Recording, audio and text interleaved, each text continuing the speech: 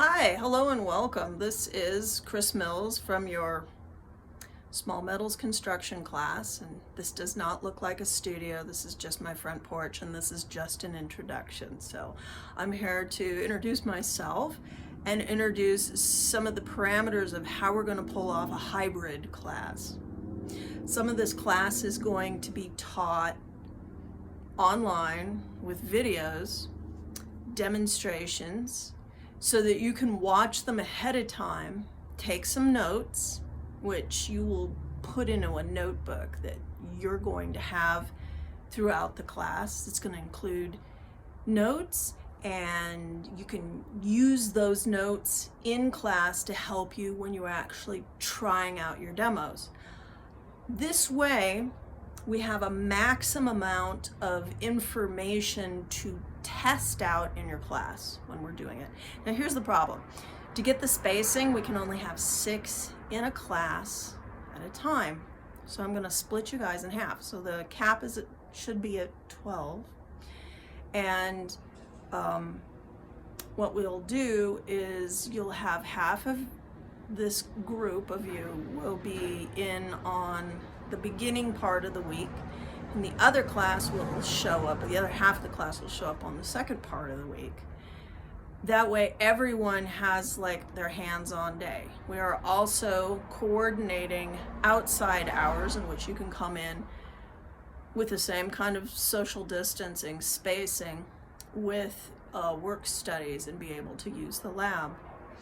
Now, the reason this is being taught as a hybrid class is to give you a lot of time in your just 3 hours that you have to just practice and do, and me observe you doing that, and I can step in and assist you, and I can step in and correct you, or I can step in and give you more information about what you're doing, so that you don't have to sit through me doing demos and wasting your class time. So that is what we're going to do. I'm looking at notes here, see. What I would like to express to you is I've been teaching this for 10 years, and I've been teaching sculpture for 10 years before that, and that includes foundry. So lots of work with metals and casting and fabrication. So this class is all fabrication. We won't be doing any casting in this class, so I'm completely open to discussing processes like that with you, and that you can take that class after this class. And that's the cool thing. We don't have a 200 level in our area. You will jump from 100 to 300 if you are interested in this area. As a hybrid class, I am interested in you definitely taking notes on the demos and seeing them before we do things. So that means you kind of got to be on the ball with the videos. I'm going to load them ahead of time. I'm working on, I don't have half of them done yet, but I will have lots and lots of videos for you to watch, and I'll also have connections to other artists that do videos. So class is for questions, further demos, and observations and safety. Then there will also be open hours available to you to continue that process and finish your projects. What I would like you to do when we start off is when we establish the 6 that are in each set, we'll get you to take down the name and number of at least 2 people in the class that you can communicate with in case for some reason you can't make it to a Zoom meeting, or you can't make it to a class, or you can't or you've missed something. You can get filled in, okay? But you can always get on the UNM Learn site and get filled in as well. So that is going to be kind of independent on your part. We'll need to be up to date per demo per week on what we're doing, and I will create a calendar which will kind of enlighten you as to what you should watch ahead of time. You can watch them as many times as you want. This is the good thing. I'm really hoping that you are the kind of people that can learn on a video, and that my technical acuity with videos gets up to date so that you can really see what I'm doing. If that's not the case, though, you have in class for further edification, okay? The first week we are closed, so that means we don't have access in the first week. We will be doing it by a Zoom meeting, so that'll be in the dashboard to your Lobo web for this class. When the Zoom meeting is, important stuff, intros, things like that. There will also be videos on safety, and what I would like to go over with you right now is some visuals on the list of things to buy. Now, this being a hybrid class, and because there is the possibility that the pandemic will shut us all down again, we need to be ready for the potential that all of this you'll be doing at home. Now, I've come up with 2 plans. Those of you who love jewelry, want to do this and want to continue to do this at home, I'm going to give you a list of things to buy that are not super pricey. Now, you can definitely go high end and get the right equipment to have your own home studio, but I'm also going to give you alternatives that are mostly through Harbor Freight. Harbor Freight has been pretty good. So lately, a lot of jewelry equipment, and it's all pretty cheap. Now, you all, I'm sure, know that Harbor Freight has some great equipment and some not so great equipment, so be forewarned there. So when we're in the classes at UNM, the stuff that you will get for tools can be purchased as a rental box, and in it there are in that box it's $20, and it's just a rental for the semester. And some of the pros and cons of it are that the equipment isn't all necessarily for high-end jewelry stuff, but it sustains everybody, and most people get the box. They get the rental box, and that is dependent on it lasting the whole semester. And there are still questions as to whether or not the box will be able to go home with you, because in the past it's never been able to go home with you. But I don't know, we're thinking about how this is supposed to work. The department isn't really keen on it, but we don't know what you're gonna do if you can't take it home, you know? So let me tell you what's in the box. In the UNM rental box, there will be a pick, which is a pointy thing. Actually, I don't think I have a good example of a pick here. You'll have some flux. It'll be in a little canister. You will have a bunch of, like, 3 tweezers, none of which will be super helpful. The cross-lock tweezers will be very helpful, but the other 2 tweezers are kind of super bulky, and they're sort of hard for picking up pieces of solder and placing them where you want them to go. It has a 3rd arm, which holds cross-lock tweezers that hold work that you're soldering so that you don't burn yourself. They're going to have a big file and a set of small files. They're going to have at least 2 sets of pliers and a wire cutter, a measuring implement,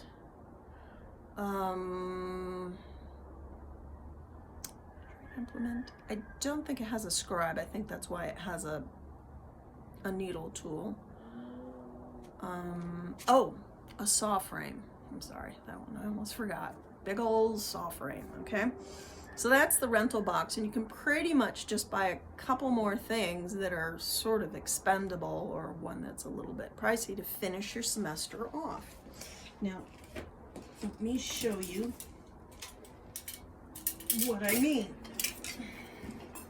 There's so much stuff in here. Here it is. Ta-da! This is a soldering block. It is made out of a refractory, which is a substance that insulates so that when heat is applied to it, it doesn't disperse that heat to the other side. So that this can be put on your tables at school and not burn the table, but they can also be put on different surfaces at home that don't set those things on fire. Now, if I were working on home on a kind of like a wood table, like maybe even just put a piece of plywood on the table, I would get 2 of these just to protect that table, because it's not so much heating your piece, but when you kind of accidentally go off, you don't want to set your table on fire. So this is a very important item. Other things that are really good, some kinds of little plastic containers like this for putting your solder in. I really liked these. I got these at Office Max, and they snap together. There's one more down here. I don't know where it went. Anyways, there's 4 levels of solder. They are silver solder. We do not use lead solder in this class.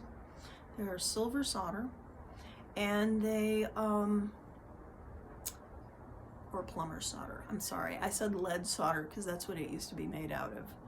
But plumber solder has a bunch of nickel in it. It's dull. It's not terribly strong. It's perfect for plumbing, but it's not good for making sculptures and jewelry, okay?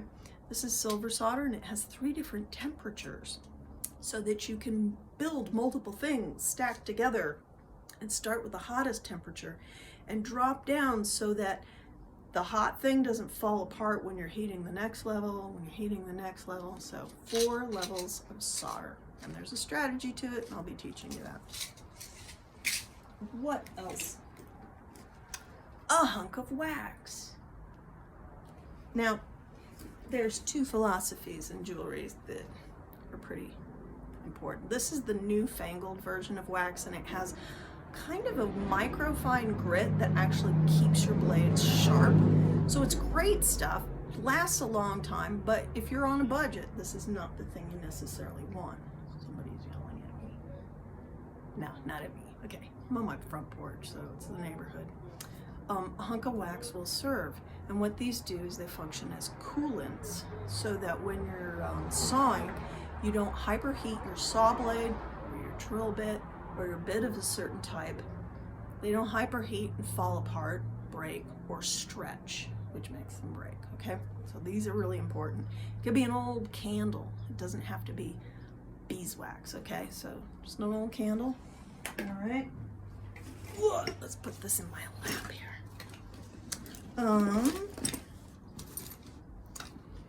What else? There's a pair of tweezers way down in here. Oh, this is good. At Harbor Freight, they have this nice little mega pack of many, many drill blades for $3.99, which is really good, okay? So, get this. A pair of safety glasses. Now, these can also double as your cough guard for the pandemic right here. These are very good. They cover on the side, and they are rated for safety. That means they won't shatter when something hits it and then put little tiny pieces of crap in your eye. So very good stuff. You will need those in lab always, and I recommend you use them diligently at many other times. Aha, here she is. These are a pair of super fine tweezers. They're blue herons. If you can get them online, that's perfect, but you can get them at Rio Grande too. They're about $2.75 a piece. People who have these love small metals. People who don't have these are frustrated. So just be smart, get these. You know, these are the thing. These are important, okay? Oh, here's my other flavor, medium. And what else? Oh, this comes in your box too. It's a striker. Watch this. Oh, strikey. Okay. And a measure. Well, the measuring thing is in that kit, so yeah, I think we're moving on to the what happens if you're just working from home, okay? So this is a new list. So these are the examples that would be on the first list of things to get. Now the second list of things to get might be relatively dependent on whether or not you can use a torch safely at home, or in some kind of space around your home. Can you set up a portable studio, like in an open space? Or are you going to be relying on cold connections, which still requires a bit of heat, but annealing can be done in a designated space and then brought home and worked. So this next list is based on what happens if the entire school closes down. We have a second wave of pandemic and we are stuck at home. What to do? Okay. For those home torchers who are like, oh, I am so all into this, here, make sure you get your solder blocks and put something down on the surface that you are going to work on to protect, furniture or your stovetop or whatever. I recommend a hunk of backer board. Backer board is what tilers use to put against the wall, and then they also call it concrete board. It's really thin, it's pretty lightweight because it has a lot of fibers and stuff in it that are designed to be relatively non-flammable. Anyways, that's a great way of dealing with not catching things on fire. Yeah, the next thing I would say is get some place that has some ventilation. So you could work outside, or you could work near a window with a fan in it that blows away, and you can just turn it on when you're working and turn it off when you need heat in your house. Ventilation is really important because there's gases in all of our torching torches, and there are aerosol metals and fluxes and acids, and all that goes into the air, and you don't necessarily smell it. Sometimes you will, but it's not healthy. So the other times is when you're polishing, you're making a lot of stuff go fluffing around in the air, and you're breathing it in, and you can end up with psittacosis, which is really bad for your lungs. That means whatever goes in, it never comes out. It's really bad. So that's important. Ventilation. Find some lights. A lot of students that I've had have actually used their stove that has a ventilation on top, and they've kind of used backer board around the whole area on top of the stove to make sure that nothing sticks to anything, and then they've used the fan in the kitchen. Gotta have a nice tolerant family, don't you, for that one?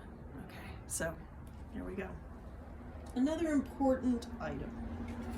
If you are able to take your box home, your rental home, and then bring it back, there is this. This is a saw frame that's generally in your box, but if not, these are about 15 bucks at Thunderbird. So this is a saw frame, and it's completely adjustable, and don't buy it on Amazon unless you know it is a jeweler's saw frame, because a lot of time people are just putting coping saws. They think, that looks like a coping saw. No, it's not a coping saw.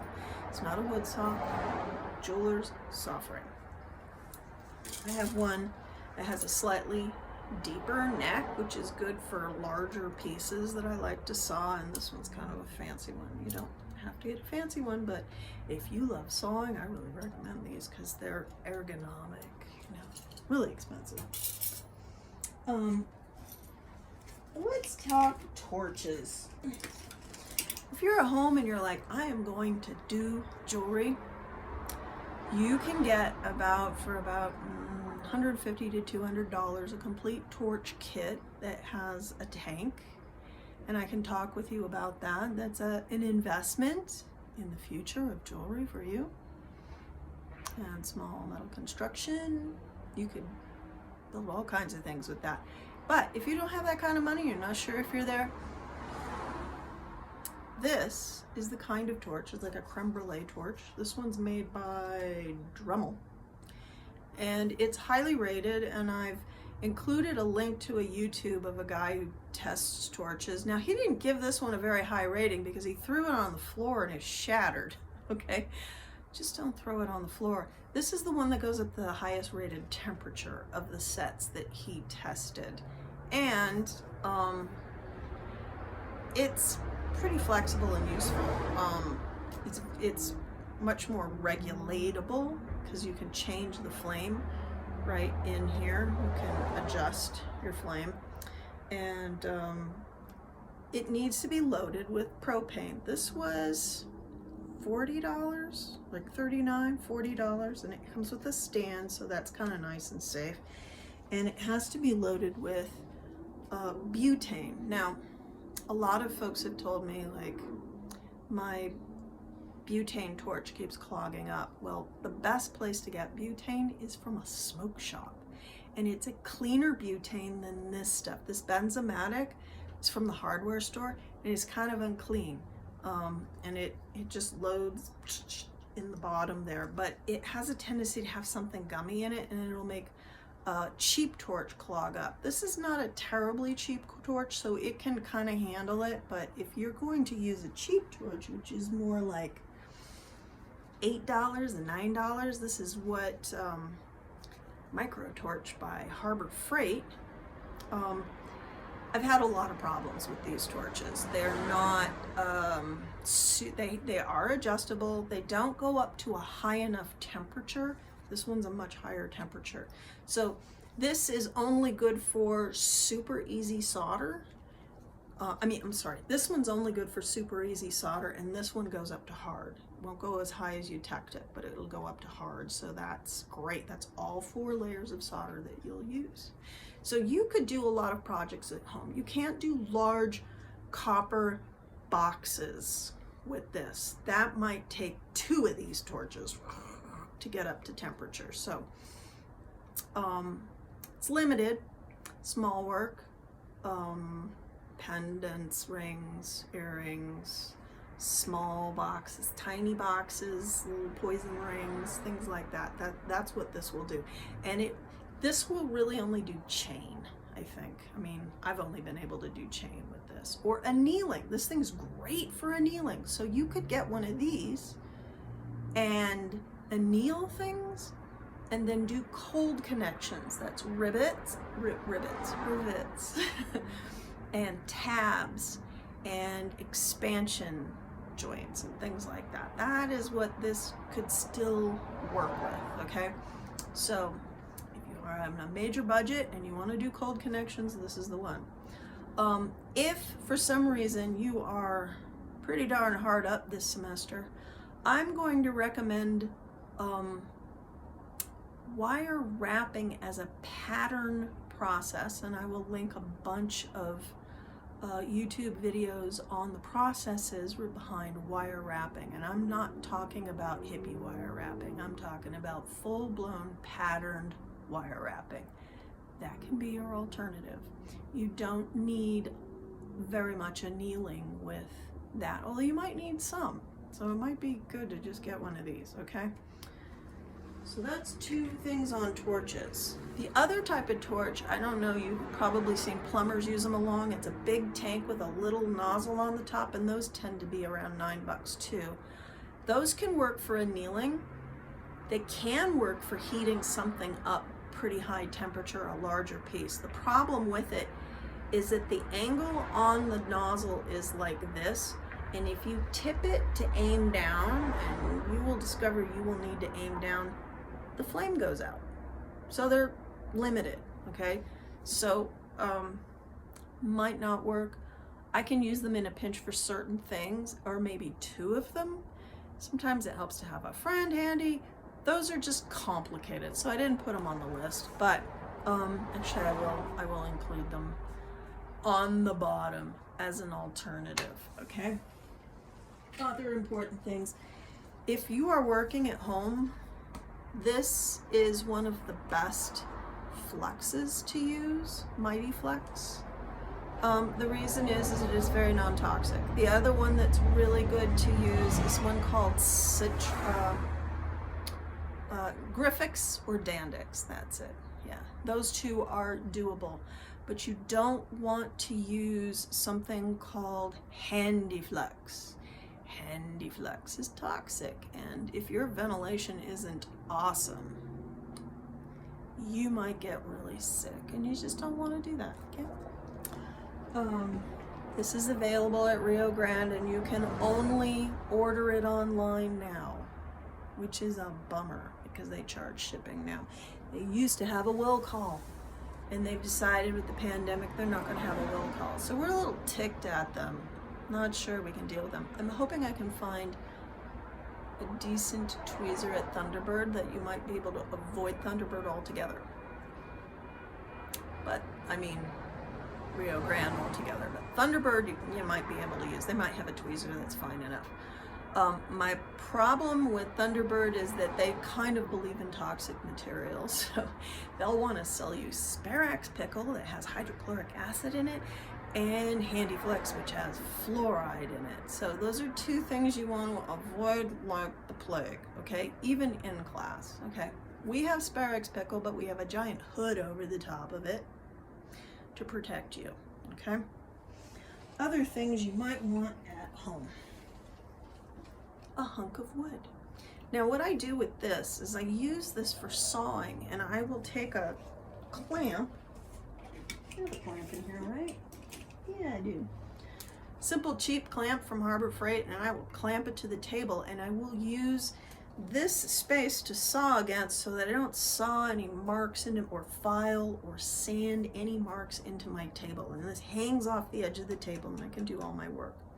Hunk of wood. It's a wonderful thing.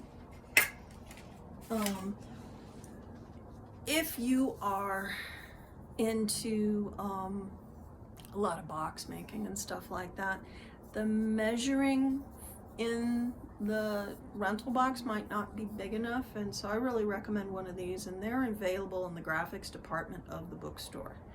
They have circles, right angles, and decent measuring implements on the side. What else? What else I got down here? All right. If you really want to do some forming at home, you will need to get a nice, cheap, pretty ball peen hammer. This one was $7 at Harbor Freight. Okay, really could do a lot with this ball peen hammer, and it's not flat at the end. It's just slightly curved. That's good. And then the peen is also pretty decent. You could take super fine sandpaper and buff it up a little bit, and then it would be even better. But you know, this is basic, so getting to know this cheap ball peen hammer might be good for you. But then you're like, well, what am I going to hit against? If you can find anything like this lovely little hobby vise with tiny anvil part, that would be great, because these things are really handy, and this one clamps to a table and I can wail on it. It's really good. However, if that's too expensive, a lot of the jewelry stores have these little anvils, and these are great because they have sharp edges that you can fold things against, and very smooth surfaces to expand your metal on and stretch it and fold it. So it's not rounded, it's not a steak, it's not good for certain types of forming, but it's decent, and I bet you could go a long ways with one of these. So this one was in the teens. Maybe it was $15, but it might have been more like $25, I don't know. But heavy duty anvil and pretty well smoothly finished. Now, your box has this lovely third arm weight thing. It's beautiful, but Harbor Freight has this super cheap version of that, which actually works. Now, the problem is the little clips on them do get kind of little uber toasted, but you can probably find more of these, and they pop in and out. So if you toast one, you can probably get another. They're pretty cheap. The overall shit thing is Very useful. It's just that the ends get a little overheated. They're not tough like one of these tweezers. Let's see. So Harbor Freight has a package of like 9 of these. Last time I saw them, they were like $6.99. 9 of these little tweezer plier doohickeys, perfect for this glass. And they'd be more like 40 a piece if you went to Rio Grande, so good deal. Now, home finishing. Now we use Fordums, which are beautiful tools. They're about $750, but Harbor Freight has one for 50 bucks. I just got one. I really like this thing. It is the same as a Fordham. It's probably not as durable as a Fordham. I mean, I'm gonna just guess that. It's not gonna be as durable, but it has a foot pedal, boop, and it has the flex shaft, and it has the same speed ratios. It's a little, you can kind of tell the difference when you're, screwing a bit in, that it's, you have to kind of tighten at all 3 0 points really well, but for those who really want to be a jeweler, this is the best way to start. It really is. Okay. However, you can probably get away with a Dremel tool. And depending on the sales, I've seen Dremel tools for like 30 bucks. Pretty amazing. And generally it would come like with a big old kit of parts. But they can range. What you would really want is a variable speed, but even the lowest speed on this isn't super good for drilling holes.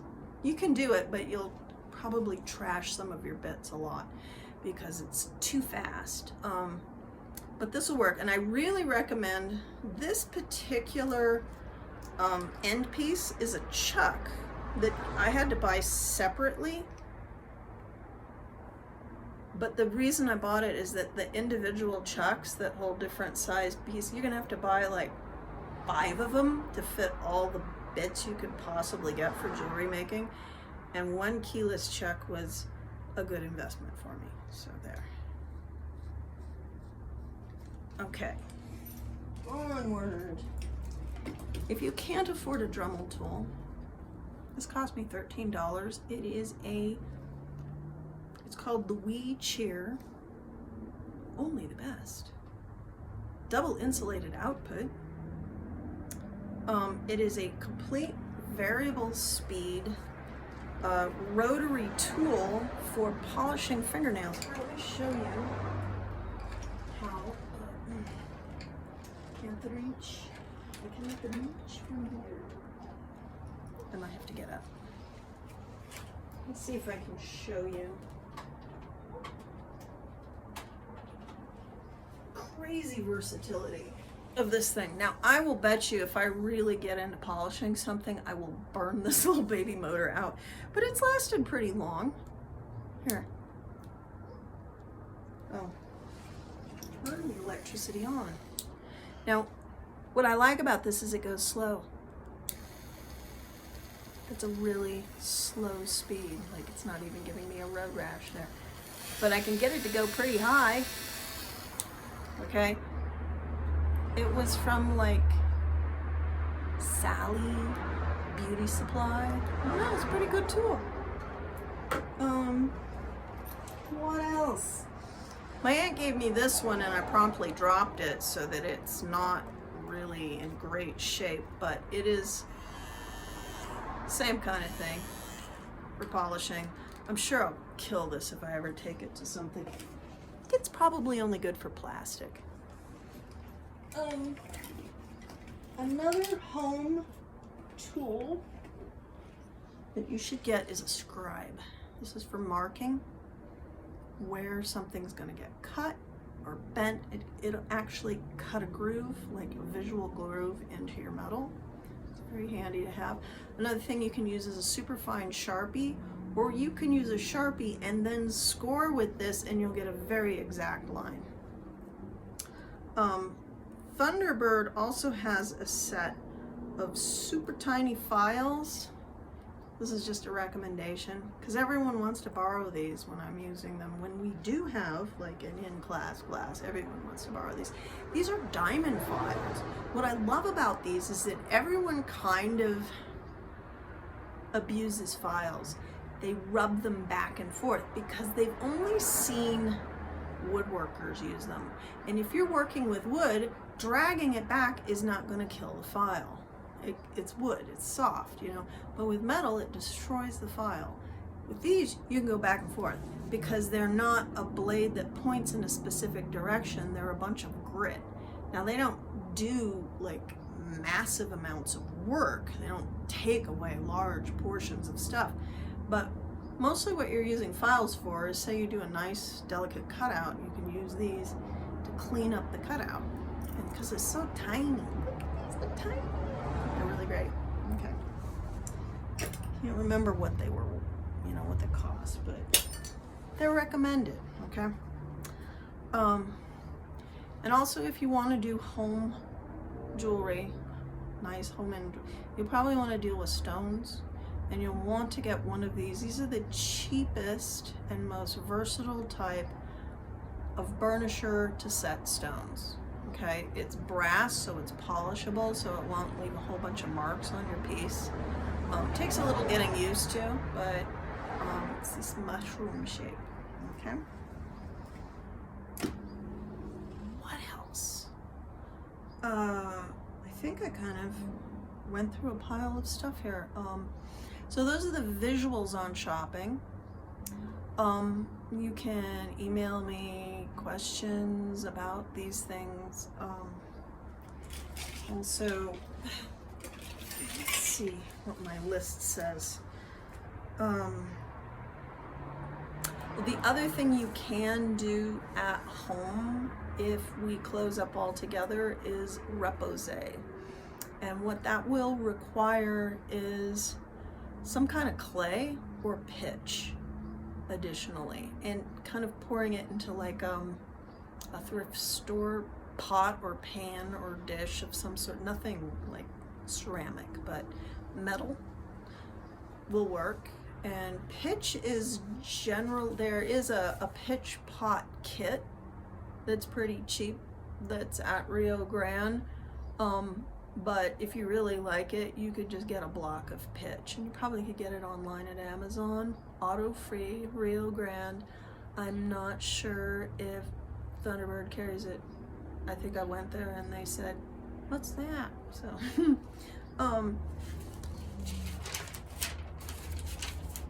so other things to get: dental floss and used nasty nacky lip gloss or petroleum jelly. That is for repoussé. The dental floss is to keep your stone, once it really fits in the bezel, from getting stuck in the bezel. So just throw in a little tiny thing of dental floss. That would be good. So now I'm going to post on the Loa Web calendar so that it'll get you an understanding of when you should watch certain videos ahead of time.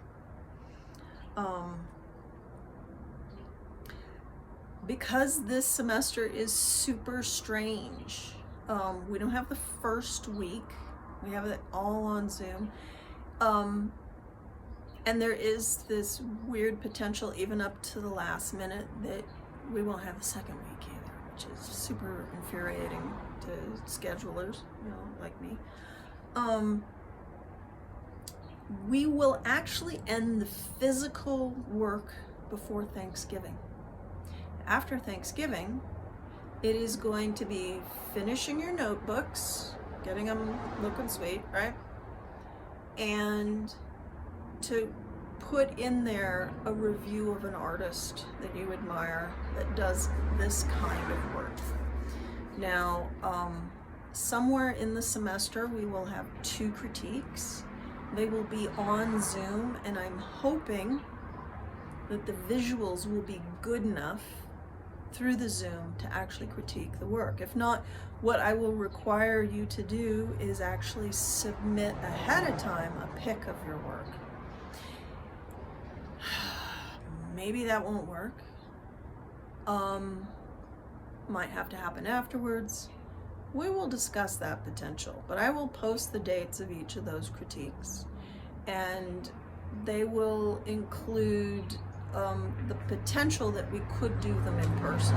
I'm hoping so, because it's really hard to look at work and talk about work if you can't actually see the work. And I've already looked at the visual intensity of Zoom, and it's not that good. You can't tell. Okay. So after Thanksgiving, we will do an artist review, tiny like paper thing, and we will turn in notebooks, and they can be sent in digitally. Okay.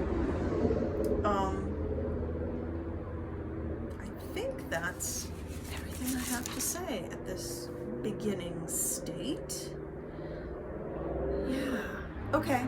Well, thank you for joining. I hope this gives you as much of the accreditation you can get. Our challenge is you enough to make it comfortable to go on.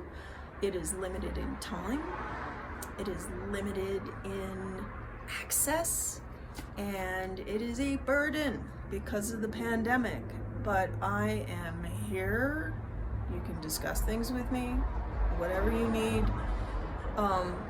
I am hoping that enough of the semester is in class, because that's really where the best information comes, when you can actually see me do it multiple times with, you know, this piece and that piece, and you know, you can see how the flame moves and how something heats up, you know. Not always easy to see online, but you will get the basics online, and then you will come in and practice, and I will watch you.